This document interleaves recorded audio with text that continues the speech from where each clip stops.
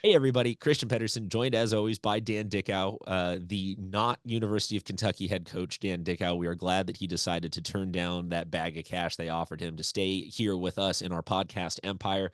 Dan, welcome back to the barren and desolate dog days of summer for us college basketball fans as we journey into yet another off season. The things that I promise you we will not do this off season: hit you over the head with conference realignment questions every single episode. We will go every other episode on conference realignment. And that's about it, because everything else is on the table. So, Dan, I want to let's talk a little bit about the Kentucky head coach, because there's a BYU connection there. So it kind of loops into the WCC. And then things also in this episode, let's just kind of set the table for what's going to happen, both with Gonzaga and just kind of with the rest of the conference over the next couple of months, because sometimes uh, college basketball fans miss certain transfer deadlines, draft register. Like, there's a lot of minutia that sometimes people don't think is headline or newsworthy that winds up being kind of just interesting dates to follow along during the summer. So thank you again, as I said, for joining us. Let's start with the Kentucky coach selection. Your thoughts there, and then let's move forward. I think it's a good selection. I think it's an interesting selection. If you dig deeper, I think it's a selection that makes a lot of sense. Calipari, as good a coach as he is, he is typically over the last few years since the transfer portal and the transfer rules continue to change, has kind of stayed with building his roster through young, talented one and done type prospects, and that's not really going to be the recipe success, I think, moving forward in college basketball because of all the player movement. Very few freshmen played big roles on really good college basketball teams this season. Kentucky, they had a number of freshmen that played large roles. They had some bad stretches. They had a really good stretch. But then what you see is when the lights are brightest in the NCAA tournament, it's difficult to perform at that level if you don't have any experience in looking around and seeing the conference tournaments, looking around, seeing the NCAA tournaments, and having something to rely upon as an experience that you've had success in before. So that's one thing about Coach Cal leaving. In regards to the search and how that kind of progressed. I mean, you had your typical guys throw a bag of money at Danny Hurley. Why would you leave back-to-back championship program with a chance to win a third the way they've got things going? Billy Donovan, you're in the NBA. You don't have to deal with this NIL, mumbo jumbo, all these headaches of offering kids money that haven't proven themselves yet. Now in the NBA, he's not the one negotiating the deals. It's the agents and the general managers, and they've earned that money. They've proven that they're worth that money, which is much different. Then you get your typical, make your phone calls to Scott Drew at Baylor, who sounds like he expressed a little bit of interest, which I think you have to because it's Kentucky. Now, I don't know this for certain, but I would imagine Coach Few at least got hey, is there any interest in this? My guess is he got the phone call and probably said, yeah, probably not. No, thank you. So I would imagine it was a very short phone call. There were probably a few other coaches that got quick calls. Jay Wright, I'm sure. Who knows? Maybe they reached out to Coach K and just seeing if he had any interest in coming back out of retirement, just like Jay Wright. But, at the end of the day, I think Kentucky is one of those programs. The spotlight is so big. That many people don't want that headache. And I'm not saying that's right or wrong to not want that headache. You have to understand what you're going into. When you go with a former player at Kentucky who has now had 9 years of head coaching experience in Mark Pope, you have someone that understands, at least by having played there, won a national title there, the expectations, the kind of aura about it, the attention that program gets. And so you're not going in wide-eyed to what the expectations and what the passion level lies at with the fan base. So I think that helps. I know a lot of schools definitely like to stay, quote, in the family. And this is an in the family hire with, former player going back to coach. But now in regards to Mark Pope, the coach, I think it's a good hire. It's a unique hire, simply for the fact that BYU is been really good on offense. Utah Valley was really good on offense when he was there, both in the WCC and now 1 year in the Big 12. I want to say they were top 3 in offensive efficiency numbers. Don't quote me on that because I haven't looked at it lately. But they were pretty darn good. I think they were number 2 in three-pointers made per game. Their defense, going back to the BYU days when they were in the WCC, they had some good stretches defensively. They'd have some lapses defensively. So I think that's the biggest question mark in regards to how his philosophy, his program building is going to translate from going from BYU to Kentucky. I think the offense is going to be fun and exciting for Kentucky fans. They're going to play fast. They're going to get up and down the floor. They're going to space it. They're going to shoot a ton of threes. It's a type of style that I think a lot of prospects are going to want to play in. Although you do see most of the players decommitting, and I would imagine that's normal. That's not a worry. He's got a chance to re-recruit some of those guys. A couple guys I would imagine reconsider when they see and his passion, hear his vision, and see what this playing style is going to be like. Because those guys committed to play for Coach Cal in that system, which is a little different. Those are some things to keep an eye out and look for. But all in all, I think it's a good hire. You look, though, the one thing that's a little concerning if you're a Kentucky fan, and I don't think it's that big a deal because, he hasn't won an NCAA tournament game. He never won a league title in the WCC. He's only had 1 year at, quote, power conference, BYU in the Big 12. That doesn't necessarily bother me too much. Because BYU is not going to supplant Gonzaga in the WCC. They really didn't even supplant St. Mary's as the second best team in the league. I think that shows just how good those two other programs. They did have a really good year 1 in the Big 12, which shows you that he can coach and he can adjust and figure out how to recruit to different leagues and their styles and what they need to do to be successful. So I know I went off in a lot of different areas and tangents, but all in all, I do think it's a good hire from Kentucky, even though, a lot of people would have wanted a bigger name. But the fact of the matter is you got somebody who understands the passion of Kentucky basketball, the success and the tradition of Kentucky basketball, and is going to do it, I think, with his own passion, his own flair, because he does have a really outgoing personality that I think the fans are going to gravitate to in no time. Absolutely. If you saw his announcement or his announcement video that he released of like a lot of hand gestures, a lot of energy. You say you kind of went on a rambling thing. Everybody loves all of your insights, so never doubt yourself. You're shooting 100% so far. I got 2 questions, one serious, one not so serious, based off of what you were talking about. Let's start with the not so serious. You talk about staying in the family, finding a former player.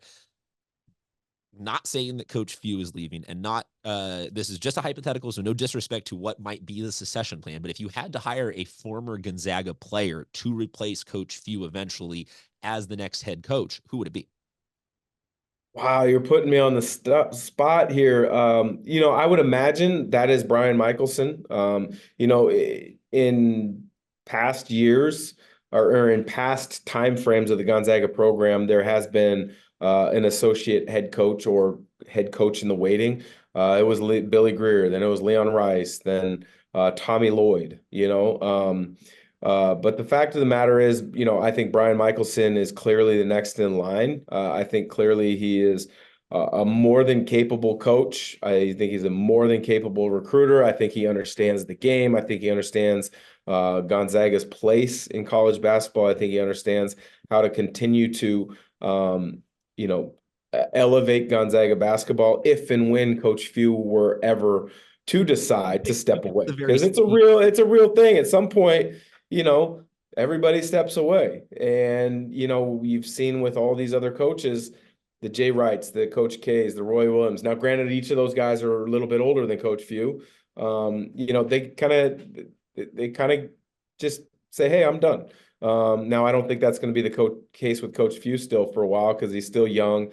He's still energetic. He's still passionate about it. I mean, you look at a guy who's about to coach in the Olympics. You're not just going and getting somebody who's not at the peak of their game to help Team USA in the highest basketball competition in the Yeah, world. no, no, no. I was not So, writing Mark Few off at all. I was more seeing no, no, I know what you're if I saying. could I'm just trying to kind of see paint if the I could get you to picture. pull a random name out of the hat somewhere that you're Yeah. hey, here's a name from the 90s that everyone would go, oh, I haven't heard about that guy in 20 years. That'd be a great coach. Yeah, I mean, I would say obviously it's Brian Michelson, and then, to kind of, selfishly plug myself, I would I would coach in a second if that opportunity made sense for all parties involved. I mean, I'm not actively out searching for coaching opportunities, but I have never not listened when people have reached out in the past. I mean, Well, then let I've me go down that talked hypothetical with a with couple you. NBA We can teams. I've even talked to a couple colleges over the last 7, 8 years, but nothing's made sense. So if we can just entertain the people with a hypothetical, hey, it's the off season, we got to fill some time here. If you do take the head coaching job, fill out the rest of your coaching staff. If you've got Oh to my hire God. only Gonzaga alums, let's stick with the gag here. Who's Okay. out with your bench? So just for clickbait sense, let's say this is for a TBT Gonzaga team. So the basketball tournament, the TBT winner No, no, take no, no, no. all. I'm not. No, I want. This is a traditional season, and you have a coaching staff of who is the two or three guys next to you on the bench. Man, you are completely putting me on the spot. Yes. I mean, I think the fair thing would be to say the guys that are not on the current staff, Oh just yeah, yeah. because 100%. they've already earned it. They're already there. They're already kind of next in line succession plans. But I think some of the guys that really think and thought the game well that I saw for Gonzaga, that I think if I were to ever be in that position to put a coaching staff together, I think Kevin Pangos would be a really good coach. I think Eric McClellan would be a really good coach. Couple other guys that kind of come to mind really quick. Rem Bakamus would be a really good coach. I think Kyle Wilcher would be interesting and unique in the fact that he played at Kentucky.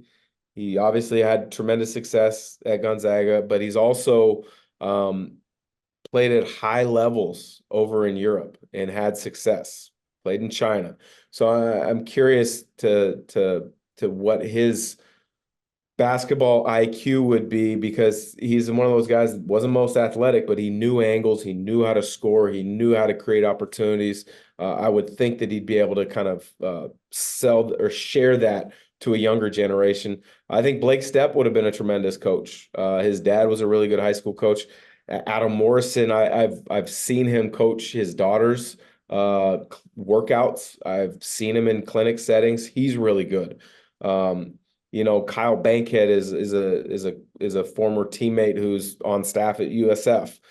So you put me on the spot, and I named about 10 to 12 guys. And if you were able to build a coaching staff like the NBA of 10 to 12 players, those are some of the guys that I would reach out to right off the All bat. I heard was a hypothetical national championship coming to Spokane here with that squad. Dan, I appreciate Well, you. a couple other ones. Gary Bell, I think, would be really good. Gary Bell would be tremendous as a coach. I mean, all these other names are popping into my head. Can we tap maybe Drew Timian as like a grad assistant on Yeah, that? I mean, Rob Sacre, he did a tremendous job at the high school level. I mean, you get a combination of post teaching between Wilcher and Sacre. You got some advantages there. You do a guard backcourt combination of teaching between Eric McClellan, Kevin Pangos, Gary Bell, all Blake Stepp. You got a lot of knowledge that would be flowing back to staffs. But again, this is all hypothetical. Gonzaga's got one of the best staffs in all of college basketball with B. Mike, with Stephen Gentry, with RJ Barsh. I love how you put me on the spot there.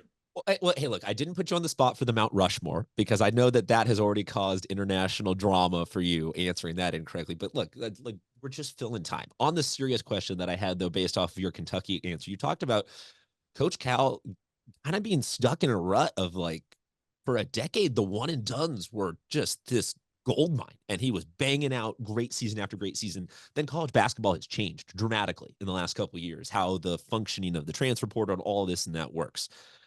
The team that you kind of highlighted going into last season that really capitalized on the transfer portal was USF. And we saw a pretty good season come out of that. They made the NIT, they had some huge wins. I'm curious who you think, given that there's already been some coaching changes in the WCC, you have slated for they could be poised to really tap into a wholesale change or refurbishing and become a really threatening team next year. Sure. I think Santa Clara is knocking down the door. They've been really good the last couple of years. Herb Sendek does a really nice job there. So I think they're knocking on the door of the NCAA tournament. But I think if you're talking about a team that can kind of make a leap, that would be San Diego. I think Steve Lavin has the name and the reputation, the credibility. That he's gotten some players that maybe in years past would have been outside of the realm of San Diego to recruit to. He's gotten those guys. And when you look at what they're doing in the transfer portal right now in regards to not losing players, they've only lost 2 players, and those were their older players, Wayne McKinney and Deuce Turner. Deuce Turner, I believe, was 6th man of the year, big time scorer off the bench. Wayne McKinney, obviously a good point guard, but I would imagine with some of the young Jamerson, I want to say Patton Jr. is his name. They've got some talent there in their freshman class. If those guys stay out of the portal and they pick up another piece or two, I would imagine an experienced point guard. They're a team that could maybe creep up into the conversation of, challenging for 3rd or 4th. I mean, I think obviously Gonzaga, St. Mary's are typically your top 2, and then it's a battle for 3. And over the last couple of years, it's been clearly San Francisco. Now that BYU's out of the league, I think it's clearly Santa Clara. So can San Diego creep into that conversation in that battle for the 3rd spot? And whether or not they end up being a threat, I think the question was more just who can benefit most from taking advantage of change. So I love to hear that USD, over the course of just a couple of years with Lavin, can really get back into the conversation. There's a variety of like deadlines and dates and transfer portals, this and that, opening, closing. So there's going to be a ton of stuff for us to talk about over the off season, but we don't need to hit you guys with just listing off list radio of, hey, here's this date and this is going to happen. Here's this date and that's going to happen. So Dan, unless there's anything else that you have really pressing this week, we will say goodbye to everybody and then we'll check in with them next week. But as always, we'll remind them that Cole and Adam and the studio, you guys got a ton of content coming out every single week. So make sure you stick with Fan Nation Zags on all the social and check out Gonzaga Nation. Absolutely. I got to get going because 2 of my broadcast partners, Richard Fox and Greg Heister, will be in studio shortly to give us their take on a postseason recap. So, Christian, I'm sure we'll connect first thing next week with another episode. Ask Heister the same question about how he would build out the rest of your coaching staff. I'm curious his answer. But yeah, until then, we'll talk to you guys soon.